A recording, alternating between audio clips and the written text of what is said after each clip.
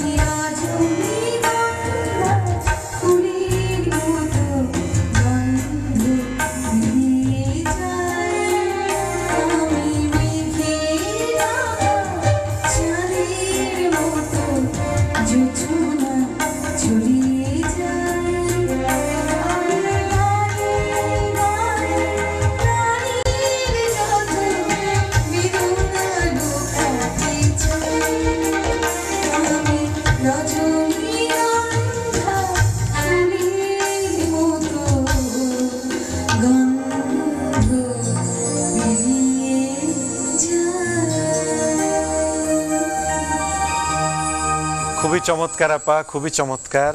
এত চমৎকার মিষ্টি গলা আপনার, এখনো মিষ্টি গলা। আপনার মিষ্টি গলা গান আরো শুনবো আমরা, ছোট্ট একটি বিরতিতে যেতে চাই, ফিরছি খুব শিগগিরই।